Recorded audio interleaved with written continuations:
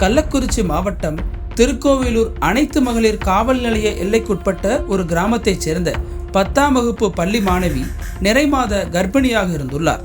கடந்த சில நாட்களுக்கு முன்பு அந்த மாணவிக்கு பிரசவ வலி ஏற்பட்டு அவரது வீட்டிலேயே குழந்தை பிறந்துள்ளது.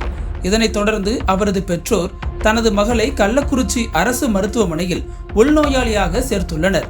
அங்கு அந்த மாணவிக்கு சிகிச்சை அளிக்கப்பட்டு வரும் நிலையில் இந்த சம்பவம் குறித்து காவல்துறைக்கு தகவல் தெரிவிக்கப்பட்டுள்ளது.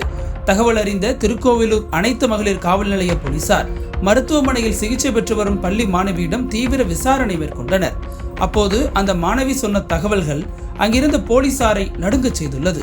சம்பந்தப்பட்ட அந்த பள்ளி மாணவி திருக்கோவிலூர் ஆவியூர் கிராமத்தில் உள்ள தனது உறவினர் வீட்டில் தங்கி பள்ளிக்கு சென்று வந்துள்ளார்.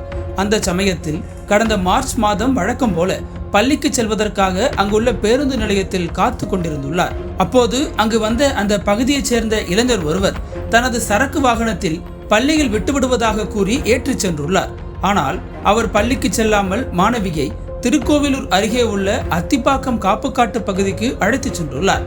இதனால் பதற்றமடைந்த அந்த பள்ளி மாணவி என்ன செய்வதென தெரியாமல் திகைப்படைந்த சமயத்தில் அந்த இளைஞர் மாணவியை வற்புறுத்தி பாலியல் வன்கொடுமை செய்திருக்கிறார். காலப்போக்கில் தனது மகளின் நிலையை பார்த்து அதிர்ச்சியடைந்த பெற்றோர் மகளை பள்ளிக்கு அனுப்பாமல் வீட்டிலேயே முடக்கியுள்ளனர். மேலும் இந்த விஷயம் வெளியே தெரிந்தால் தனது குடும்பத்துக்கு அவமானம் என நினைத்து போலீசில் புகார் கொடுக்காமலும் இருந்துள்ளனர். இதனிடையே பள்ளி மாணவி கொடுத்த வாக்குமூலத்தின் அடிப்படையில் திருக்கோவிலூர் மகளிர் போலீசார் வழக்கு பதிவு செய்து விசாரணை மேற்கொண்டு வருகின்றனர்.